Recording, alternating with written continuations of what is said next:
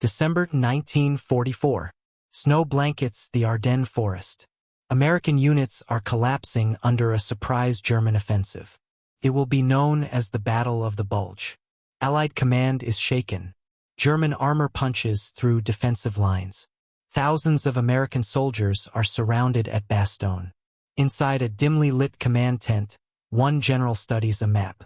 Calm, focused, unshaken. General George S. Patton. He turns to his staff and says, "We can attack in 48 hours. They stare at him.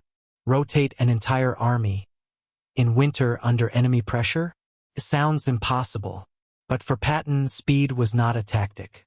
It was a weapon. Born in 1885 in California, Patton grew up in a family steeped in military history.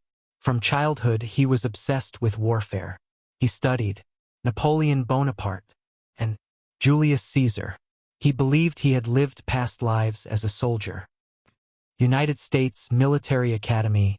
He struggled academically due to dyslexia, but he trained relentlessly. He competed in the 1912 Olympics in the modern pentathlon. Already, his identity was forming. War was not something to fear. It was something to master. When America entered World War I, war had changed forever. Machine guns dominated. Artillery shattered entire forests. Patton volunteered for the newly formed Tank Corps. Most officers doubted tanks. Patton believed they were the future. During the Meuse-Argonne offensive, he personally led tanks into battle. WWII class. Engines stalled. Machine gun fire ripped through steel. Patton moved forward on foot. He was shot in the thigh. Instead of retreating immediately, he continued giving orders from a shell hole. He learned a lesson that would define his career. Momentum wins wars. After World War I, America wanted peace. The army shrank. Budgets were cut. Many officers returned to traditional cavalry thinking. Patton did not.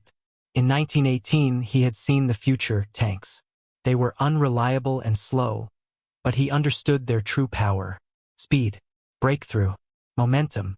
Throughout the 1920s and 1930s, while others clung to tradition, Patton studied modern warfare. He followed developments in Germany. One rising commander stood out, Erwin Rommel. Rommel believed in fast, coordinated armored attacks. Relentless pressure. Shock over stalemate. Patton read his work carefully. He realized the next war would not be static. It would be mechanized. Rapid. Unforgiving. When Germany crushed Poland and France with lightning speed, the world was stunned. Patton wasn't. He had been preparing for exactly this kind of war, and soon he would get his chance. In 1943, American forces suffered a humiliating defeat at Kasserine Pass in Tunisia. It was their first major clash with experienced German troops. The result was disorganized, costly, and embarrassing. Morale dropped. Confidence faded. That's when General George S. Patton was sent in. His mission: restore discipline. He immediately imposed strict standards. Clean uniforms, polished helmets, mandatory salutes even near the front. Some officers thought it was excessive, but Patton believed appearance shaped mindset. If soldiers carried themselves with confidence, they would fight with it. Training intensified. Commanders were pushed harder. Aggression replaced hesitation. Within months, American forces in North Africa were advancing. By May 1943, Axis troops in Tunisia surrendered. The same army that had faltered at Kasserine was now fighting with discipline and momentum. Patton hadn't just changed procedures. He rebuilt belief. And in war, belief changes everything. In 1943, Allied forces invaded Sicily. Patton commanded the U.S. 7th Army, while British General Bernard Montgomery led the 8th. Their styles clashed immediately. Montgomery moved cautiously. Patton moved fast. Determined to prove American strength, Patton pushed his army hard across the island. He maneuvered around resistance and advanced rapidly. In August, U.S. forces entered Messina before the British. It was a symbolic victory and a bold statement, but controversy followed.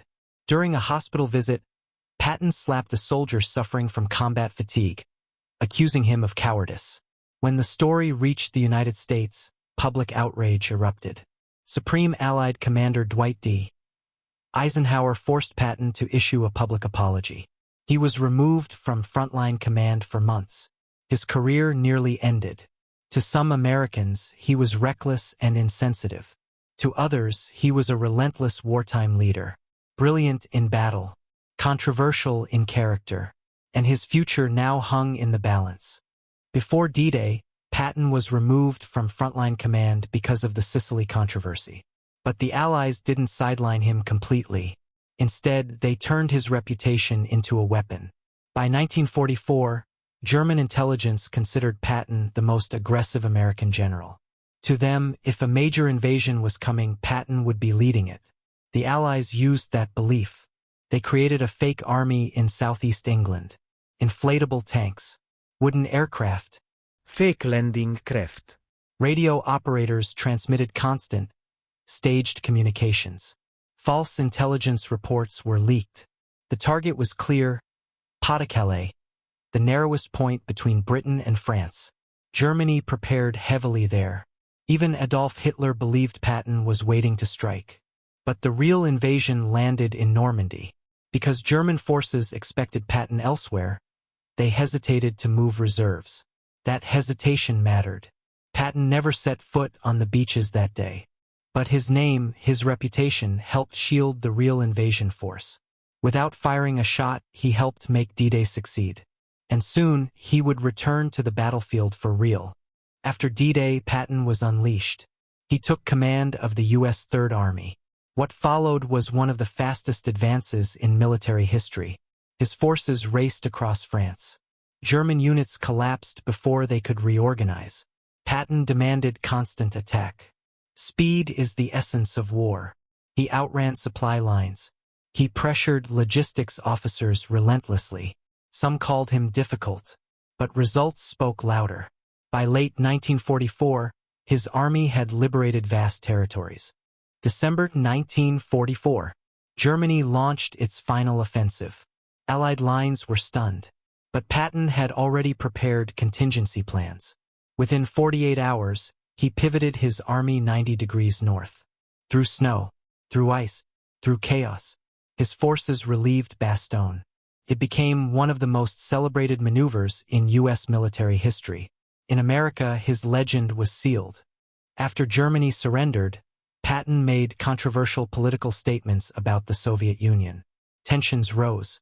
In December 1945, he died after a car accident in Germany. He was buried in Luxembourg.